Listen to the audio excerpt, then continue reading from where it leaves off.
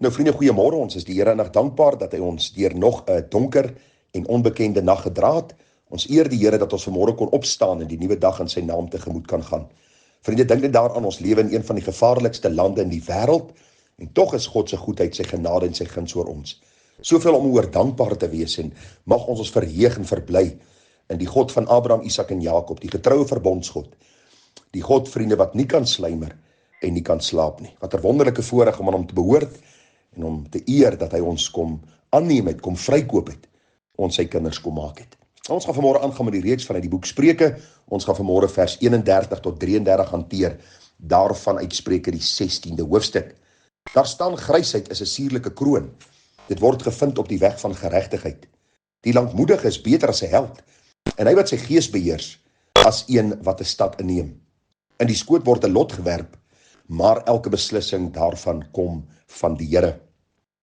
Nou vriende, jy sal onthou toe ons hierdie reeks begin het ek vir u gesê dat die boek Spreuke nie goddelike waarborge vervat nie, maar eerder sterk beginsels wat neergelê word ten einde 'n lewe te leef wat God welbehaaglik is.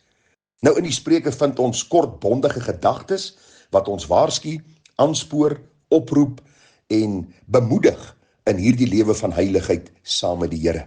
En ag vriende, vanmôre vind ons van daai beginsels wanneer ons so 'n bietjie hier in Spreuke 16:31 tot 33 gaan kyk na hierdie waarhede.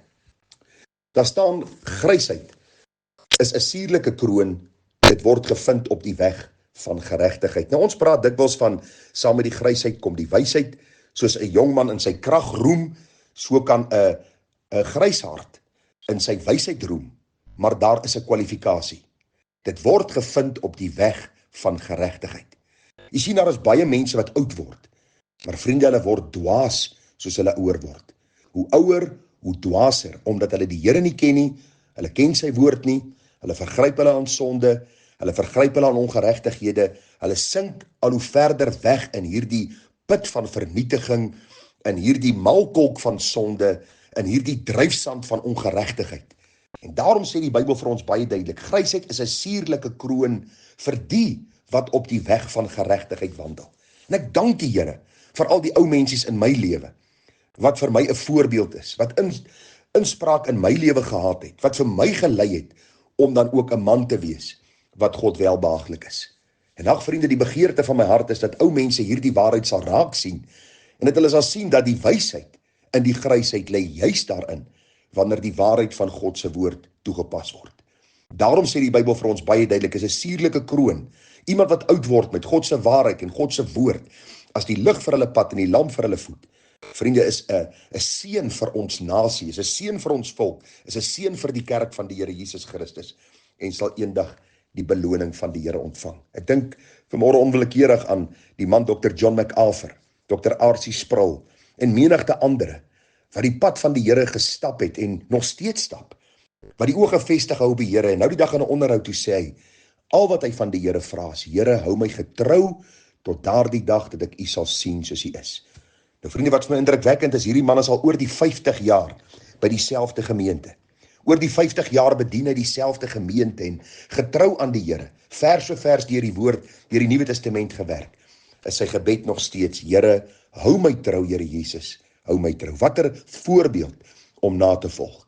Die apostel Paulus sê: wees my navolgers, soos ek dit van Jesus Christus is. Mag ons meer mense vind, wat oud word, wat grys word, maar die wysheid van God tentoonstel deur 'n heilige lewenswandel.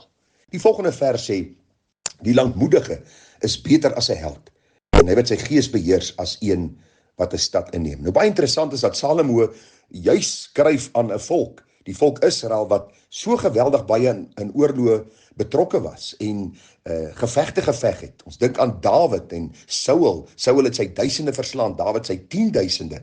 So oorlog was deel van hierdie mense se lewe. Die Here het in die tyd van Salomo vir die volk Israel rus kom gee. Maar die beginsel is net, nou kom Salomo en hy sê: luister, om lankmoedig te wees is beter as 'n held wat 'n stad gaan inneem.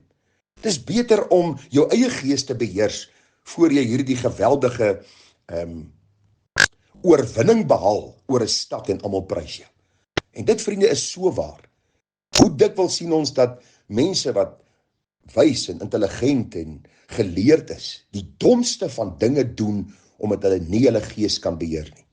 Hulle raak kwaad, hulle raak aggressief, hulle sê dinge, hulle doen dinge, later is hulle in hofsaake betrokke en van hulle beland in die tronk, net omdat hulle nie kan leer om lankmoedig te wees nie. Hierdie gedagte van lankmoedig beteken nie, vriende, dat ek geen inbors het en ek kan nie opstaan, ek het nie ruggraat nie. Dit gaan oor om die situasie te evalueer en dan met die wysheid van die Here 'n antwoord te gee wat God sal verheerlik. 'n Optrede daar te stel wat God sal verheerlik. Ons dink maar aan Nehemia wat 'n skietgebed tot die Here gedoen het toe hy voor die koning gestaan het. En so kan ons ook in moeilike omstandighede 'n skietgebed opstuur na die Here en sê, Here, gee nou vir my wysheid dat ek kan optree binne die gesindheid wat U van my verwag en wat U woord vir my sê. En die Bybel sê dan is ek beter as 'n held en hy wat sy gees beheers as een wat 'n stad inneem. En dan die laaste gedagte, in die skoot word die lot gewerp, maar elke beslissing daarvan kom van die Here. Nou ons weet in die Bybelse tyd, vriende, het hulle die lot gewerp. Ons dink aan die Urim en die Thurim. Ons dink aan hoe die Here ook deur dit die beslissing gegee het en ons weet nie presies hoe dit gewerk het nie. Maar wat die Here vir ons wil kom leer is dat daar niks toevallig is nie. Selfs in ons tyd en dag, al word die lot gewerp, die beslissing kom van die Here. Die Here sê vir ons dat ons nie met een of ander boosheid onsself besig moet hou nie. So as ons miskien net so voetnootjie hier wil aanheg, dis nie reg, vriende, om te dobbel of jou geld te gee aan die geluksgodin om meer te verkry nie. Maar dis eintlik maar 'n emosie van wantroue teenoor die Here deur vir hom te sê, U sorg nie vir my nie, so ek moet nou na die geluksgodin gaan sodat die geluksgodin vir my beter kan sorg, want U kan dit nie doen nie. En mag dit ver wees van ons om harte te hê wat tot oneer van God is. Maar wat die Bybel vir ons sê is, in die Bybelse tyd het dit gebeur, wat die Here op hierdie manier met sy volk gepraat het, hierdie gebruik, vriende, het verdwyn, dit is nie meer in die kerk van die Here Jesus nie, maar wat die Here vir ons wil sê, al neem ek 'n besluit, en ek het sekere goed in ag geneem, en ek maak hierdie besluit, sal die uitkoms daarvan nog steeds van die Here wees. Daarom kan 'n kind van die Here eintlik nooit sê ek het 'n fout gemaak nie. Ja, as ek gesondig het, gaan ek die hartseer vrugte pluk van my sonde, maar ook dit sal ten goeie meewerk, want u sien, God is in beheer van alles. En ons sien in die Bybelse tyd, hoe die Here selfs Petrus se sonde, waar hy die Here verloon het, gebruik het om Petrus te wys op sy swakheid, op die feit dat sy gees baie keer gewillig is, maar sy vlees is swak. Die Here heilig Petrus en die Here stuur Petrus uit om leier te wees van die Nuwe Testamentiese kerk. En as u die boek 1 en 2 Petrus gaan lees, sal u agterkom dat selfs Petrus se sonde het meegewerk om Petrus 'n standvastige gesindheid te gee, om nie dieselfde goed oor en oor verkeerd te doen nie. En wat die Here vir ons hier wil kom leer is, vriende, wanneer ons 'n besluit maak, vra ons die Here vir wysheid, ons vra die Here vir insig, baie keer moet ons oorhaastige besluit maak, en baie keer maak ons 'n vinnige besluit, en baie keer byt hierdie besluit ons. Glo my, in my eie lewe kan ek getuig van besluite wat ek vandag terugkyk en sê ek moes dit nooit gemaak het nie. Ek het baie hartseer beleef, maar ek dank die Here vir die hartseer en dat ek deur die hartseer die Here se getrouheid kon leer ken. En daarom wil ek vir u sê, elke beslissing kom van die Here. Die laaste woord kom van die Here. Hy sê die laaste sê. Ek en jy is nie so groot dat ons foute God se volmaakte plan in die wiele kan ry nie. Een ek is nie sterker as hy nie, een ek is nie groter as hy nie, een ek is nie wyser as hy nie, maar die Bybel sê vir ons baie duidelik, elke beslissing kom van die Here.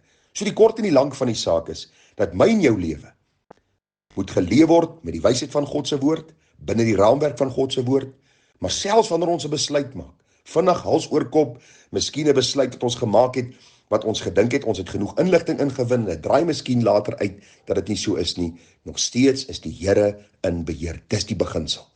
En dit gee vir ons vryheid, dit gee vir ons hierdie kosbare stilheid in ons gees, om te sê, Here, baie dankie, dat al maak ek soms 'n fout, en selfs al doen ek soms sonde, dat u volmaakte plan vir my lewe nooit ten einde sal loop nie. Ja, u sal my tugtig, daar sal baie keer hartseer gevolge wees, maar o God, lei my op die weg van geregtigheid, sodat ek in die eerste plek, wanneer ek oud word, in die waarheid van u woord sal wandel.